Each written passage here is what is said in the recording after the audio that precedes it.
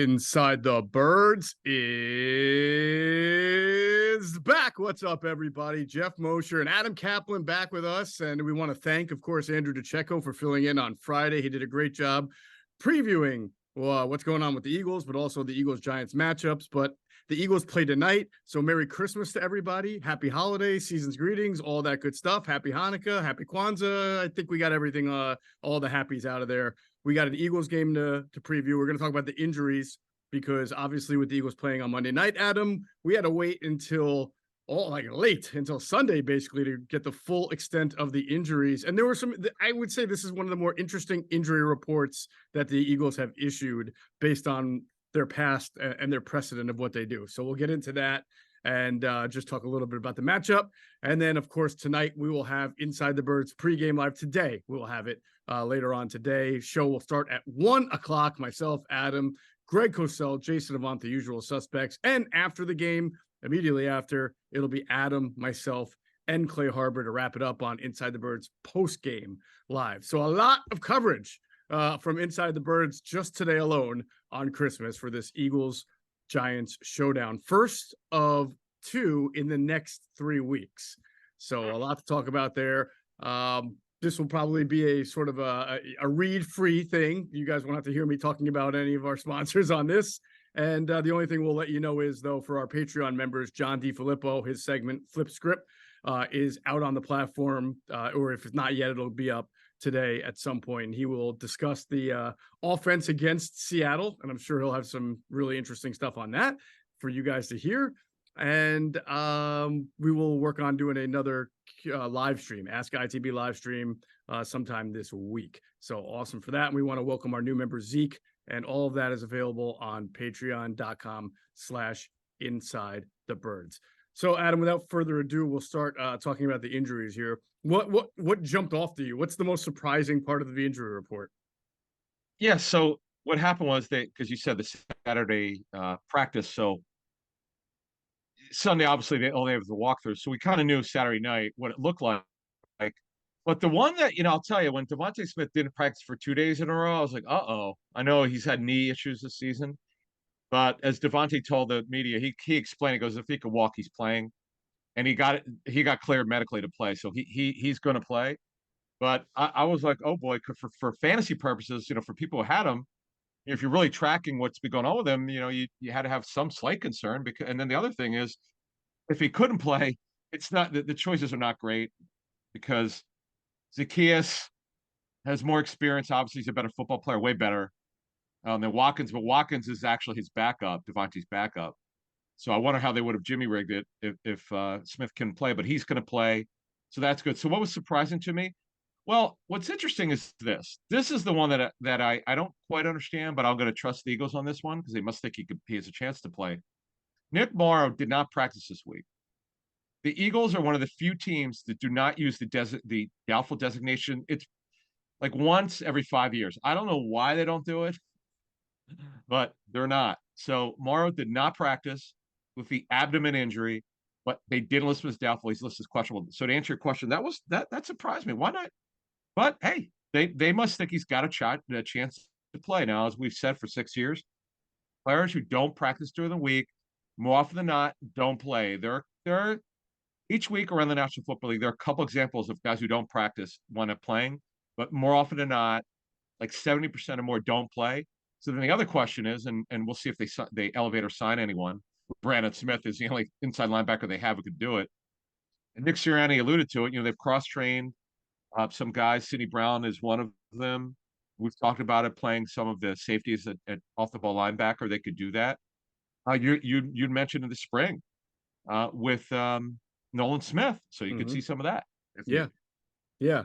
So I have to give props again to Andrew DeCecco because on our last podcast, the one that came out Friday, and Andrew's been down at the NovaCare every week, and he's been at the games covering for InsideTheBirds.com. He told me he was getting the sense that Nick Morrow might give it a go, even though he wasn't practicing. So good job on Andrew on that. Now, I mean, it may not happen. We'll have to see, but you're right. It's what I read, what I interpret from this practice reports, or I'm sorry, injury report that's saying he's questionable to play, is that they probably felt all along he'd be able to play, but they didn't want to risk react. They just wanted to take the workload off of him and let him get through the week because they're so thin at the position. So you don't want him out there running around in practice if he already knows what the plan is. It is the Giants, and then maybe risking either extra mileage or toll if you think he can go. It's not like you absolutely need it. He's a veteran. He's been with the team all year. So we'll see. Now, what kind of Nick Morrow the Eagles will get if he does play is the question, right? Because obviously, if you're playing with an ab injury and you're just trying to push through it, that thing could flare up at any time. You can get hit on it. So Ben Van Sumeren will have to be, or Brandon Smith, as you said. I think it would be Ben Van Sumeren because he's been with the team all year. Oh yeah, yeah. He knows the defense. Yeah. Yeah, I Brandon wasn't saying Smith would be insurance. that's it. All I was saying, I didn't say Brandon Smith would start. All I was saying is they would have to add Brandon Smith as insurance. If Morrow can play, and you'll know by the transaction. Because let's say if Morrow can play, it's Leonard Van Sumeren, and they don't have anyone else on the 53. Yeah. So it'd have to be Brandon Smith. Now, typically on Monday night games, this is okay, it's super late afternoon, 4:30 later today. But the bottom line is they usually have to 4 p.m. Eastern. So the rules are a little different for Monday night game. Maybe it's 1 Eastern later today that they have to if they want to make a transaction, they could do so. So it'll be interesting to see what they do there. And by the way, Saquon has had some good games against the Eagles in the past. Mm-hmm. So we'll see. We'll see what they do here. We'll see what the Eagles' run defense, which has not been as good lately. They've had their struggles. Yeah, that's that and the over the middle passing, because last week against Seattle, which yes, so they scored the game winning touchdown on a perimeter play, but they did try to hit the middle of the field. In fact, the middle of the field was open quite a bit. Drew Lock missed it at times. We saw the Niners attack the middle of the field. We've seen Dallas attack the middle of the field, and that's when they were healthier. So right now, you did see last week against Seattle, Adam, on Monday night, you saw a lot of one linebacker formations from Matt Patricia. Now, I don't know if that was because Zach Cunningham was out and they just weren't, ready for Shaq Leonard and Morrow to play that many snaps together, but they played a lot of big nickel and they would bring Sidney Brown into the box. So it would look like a 2 linebacker, like a 4-2-6, but it was really the 1 linebacker, 1 box safety more so than 2 linebackers. So they may do that again. It was dime. It's actually dime. They played a lot of dime in that game. They played both. They played, yeah, but when they played that, real quick, when they played dime, that was more because of their cornerback injuries. When they played big nickel, I believe that was to make up for what they had at linebacker deficiency. Could be. But one thing you should know, they did this. Patricia has done this before with New England. I don't know about Detroit. See, the whole thing about, now we'll see if obviously the DC in the spring, this defense will completely change. Other than it's a 34 front like this one is with 2 overhangs. It's the philosophy is different. The coverages are different. It's all about not blitzing and muddying the looks for the quarterback to make them hold on to the football without blitzing. That's the key to this. When they had a high turnover force rate with New England, that's what Patricia did, and you got to give him his credit. At times, he was great as a defensive coordinator, super smart guy. But because they're not generating much of a pass rush, 2 blitzes last week was ridiculous. I don't care if it was his first game. You need to do better than that. That to me, we know what happened in the last play. That was atrocious. But you got to bring the heat against Drew Lock. And you look at this game. Tommy DeVito is a good athlete. He can run.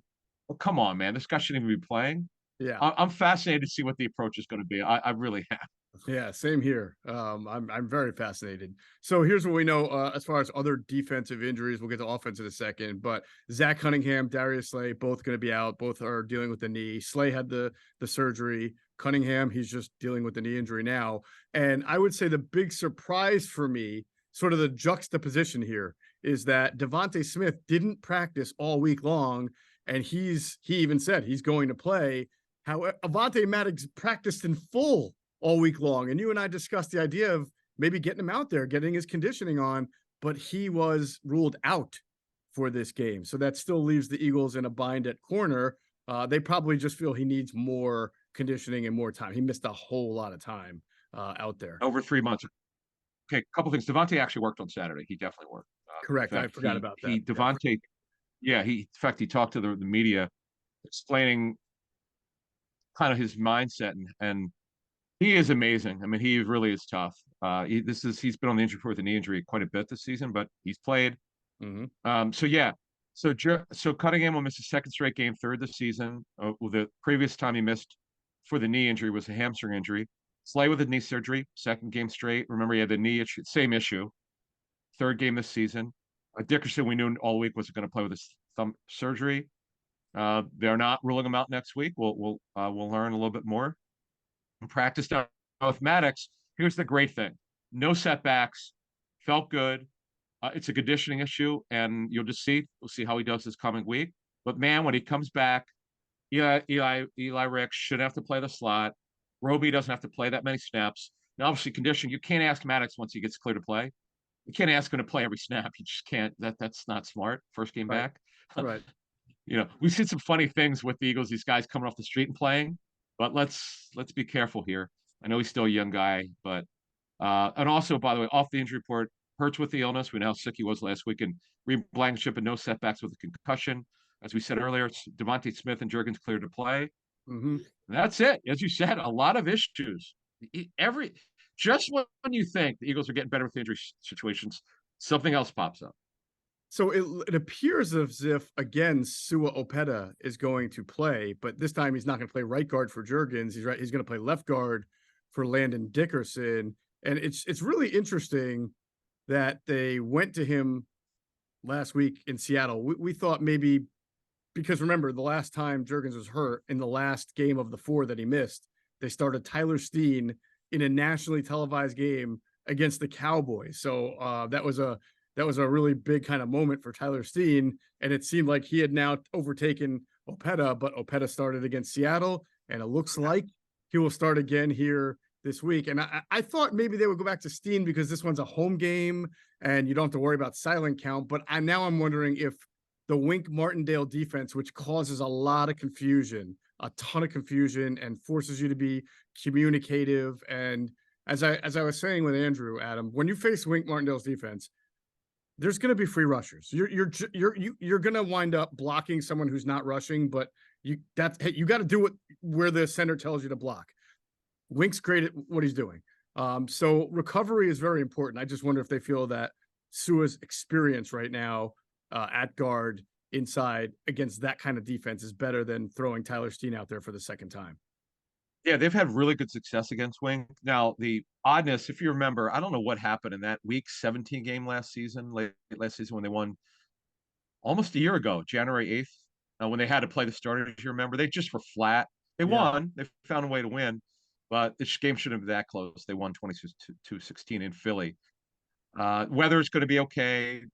Gray skies, 50 today. So the bottom line is this is a wonderful opportunity before we get the Giants injuries, just to finish off this Eagles talk before we get the Giants here. It's a really wonderful opportunity to get the confidence back because they're a team that's not playing with a lot of confidence right now. But it's interesting. The Niners, who are arguably the NFL's best team, they too had a 3-game losing streak in the middle of the season. But let's not forget about that, and they turned the season around. 100%. Real quick before we go on to the Giants injuries, I was kind of wondering if Avonte Maddox did play this week, what that was going to mean for James Bradbury's job, because we talked maybe then you play Roby outside a little bit, you start reducing Bradbury snaps, or maybe you figure out a way to kick Bradbury inside versus tight ends and dime, a way to get him, not on the outside where he's been hurting the team. Our analytics expert, as I call him, our analytics reporter, Sam Finkel, did a really good breakdown. It's on InsideTheBirds.com right now of James Bradbury's season, game by game, and then also how James Bradbury's defensive metrics, compare to every other starting corner in the NFL, and then how it compares to his metrics from last year. I mean, I'm not giving anything away by saying the decline is real, but it's very interesting to see in which specific categories they are and how it stacks up against other corners in the league. He's clearly hurt them. And you wonder if once they're fully healthy in the secondary, if they don't figure out, if they don't make a change there. Yeah, the tape has not been good. I mean, we've talked to so many people, grade the Eagles tape, including our own guys who work for us. So we know it's not been good.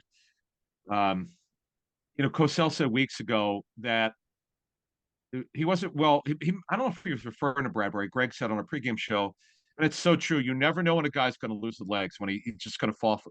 You heard fall off a cliff, like the talent level drops. Well, that's where we're at with Bradbury. He's now 30 years old. Hmm. And we've talked about his contract, just under 11 million. It's fully guaranteed next season. Hmm. Um, the Eagles have to. They're going to face a tough decision here. Ordinarily, you wouldn't walk away from that, but if the guy's hurting the football team, as you're mentioning, you have to wonder, because teams don't like rotating corners. It's going to be interesting to see what they do in this game. I'm really looking forward not only watching this today, but seeing what the snap count is like, and do they get. See, the thing is, Ringo and Ricks did a good job last week. They show the coaches something. I'm very interested to see if they do anything here. Do they rotate in? Do they limit Bradbury? We'll see what happens today. And by the way, Jerry Slayton can run. Hmm. I know the Giants' passing game has been not been very good since Daniel Jones got hurt. Quite frankly, it wasn't very good before he got hurt. But anyway, Slayton can run. He's had some good games against the Eagles, so I'm interested to see what they do here. Yeah, and obviously Wandale Robinson has been getting more involved in their offense Yeah. too. He's got some nice quickness to him as well. So I agree with you. I'm interested in it too. But as we transition to the Giants and their injuries, we know, Adam, with the Giants, that you can't do anything unless you can block it up.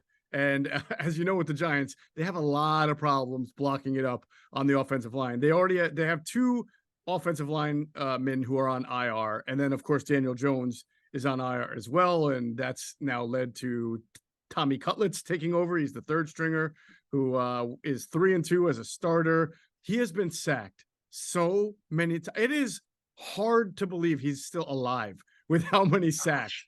And also harder to believe is the only game, the one that he wasn't sacked was Green Bay. All the other games he's been sacked like 5, 6, 7, 8, 9 times. And Green Bay couldn't touch him. It's crazy. I don't know how that happens. Green Bay they must have watched the tape the next day and say, how do we not sack this guy? They're really bad. Green Bay's defense is terrible. So getting back to this, here's what happened. After Daniel Jones got hurt, Tyrod Taylor suffered rib injury, went on IR. So they went to DeVito, and he can run a little bit. They don't ask him to do much. It's a very controlled passing game, maybe 2 to 3 shots downfield a game. That's it. They know he's very limited. He really shouldn't be playing, but it is what it is. The game that he got sacked 9 times against Washington. I don't know how the hell they won. That was ridiculous. But yeah, so their offensive line's been a sieve. Evan Neal's missed so many times with this ankle problem over half the season. He's either been on the injury report or missed games. 2 guys on IR. Josh Azudu, they really like, who might have started this season at guard, who won't be back. He's got a serious toe injury. Shane Lemieux, who would have competed for a guard or center job. He's been out with a torn biceps. It's the second time he's been on IR this season. By the way, they're down 3 kickers. Graham Gano's out for the season with a left knee injury and surgery. Randy Bullock just got hurt. Hamstring, he's done, IR. And Cade York, the rare practice squad injury reserve with a quadriceps injury. So Mason Crosby, who's signed to their practice squad, will be activated today to kick. Unbelievable. I have never in my life heard of a team on its 4th string kicker ever. But that's where the Giants are. Yeah. So their passing game is terrible. It's, I think, the 32nd ranked passing game in the NFL. Their whole entire offense is not very good. They had a little bit somehow, as you mentioned, they had that win streak going on with Tommy Cutlets, but then they sort of came crashing back to earth, getting blown out by a Saints team that is not very good. The Eagles thought they might be getting a break because Dexter Lawrence was a little bit banged up with a hamstring injury. He's been limited, but it sounds like he's going to give it a go there. And A'Shawn Robinson, another interior lineman who has played well for them this year, sounds like he's also listed as questionable, but probably going to play. Yeah, the big one though, Nacho, Raheem Nunez Roches, that's his nickname, Nacho. He's making $4 million. He just stops the run. That's why they signed him. He's out with a knee injury, and so that's big for them. And now if something happens or for some reason Dexter Lawrence doesn't play, he's their best defensive player, the best players on the team. Mm-hmm. That'd be crushing. They signed A'Shawn Robinson because they didn't have good depth at D tackle. Mm-hmm. You might remember him from the Lions and the Rams. So we'll keep an eye on pregame warmups and Dexter Lawrence, but he was trending towards being able to play.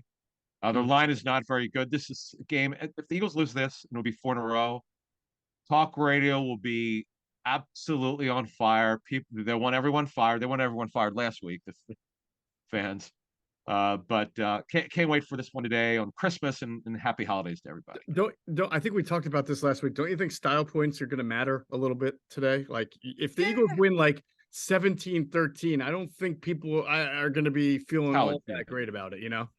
Well, how they did, like you said, how they do it. But this is, look, give the fans that they deserve their patience. They deserve a good Christmas gift here. We'll see how it goes here, but you never really know because they've been playing so poorly lately. As we've said for 2 weeks now, what's the best part of the football team? Special teams. It's never good when you say the best part of the team is special teams. That's not good. No, it's not. Hey, they kick field goals great. When their offense actually allows the field goal kicker to come onto the field, which did not happen against Seattle. All right, let's give our predictions before we get out of here, and of course we'll do this more on the pregame show later today. But how are you feeling about it right this second? But I know the line has been fluctuating based on some injury news. So last I saw was 12. Have you seen a different line than that? Eagles favored by 12? I will check real quick. I'll check with our friends at my bookie right now. But go ahead. Okay. I see it 24-13 Eagles. 24-13 Eagles. I think that people will be all right with that. You know, like the whole crawl before you. Maybe it's not the biggest blowout, but according to my bookie, the line's up to 13.5 that the Eagles are favored for with an over under of 43. So you said what? 24 what? I got a 24-13. Okay. 13. So that's an 11-point win. They don't cover, but they win. I think people would still be happy with that. I am picking, I guess, a cover. I'm picking the Eagles 28-13, but I still think it's going to be sort of a sloppy 28 because it's the Giants. I don't know. I got to tell you, I'm definitely at a sort of a mental crossroads with this team, really wondering, you know, can they bounce back and can it look like it did earlier this year? I kind of feel like it, if you're judging this team on Super Bowl, it's got to look like that. If you're just judging this team on let them get in and see what happens, then I think you'll be all right with the 20-6 type of win. Well, they're going to get blitzed. We know that. This is what Linc does. And then look, they've got a get well game against the Cardinals. Cardinals have the worst graded secondary, worst cornerback group in the National Football League. They'll have a chance to do something there. But this game today, it could be a little bit ugly. Linc can muddy it up. You never really know. But again, the Eagles have had their number. The Giants in recent memory. And then the last one will be, well, Boston Scott hit that prop. We'll have that for you. It's interesting because I wonder how Vegas is got the odds makers have the prop here. I'm very interested to see what they do here with this. No, I'm as well as I. All right, we will talk to everybody later on the pregame show, 1:00. Myself, Adam, Greg Cosell, and Jason Avant. Can't wait. It's going to be a great day of Eagles content and coverage here on Inside the Birds. Thanks for flying with us. Inside the Birds.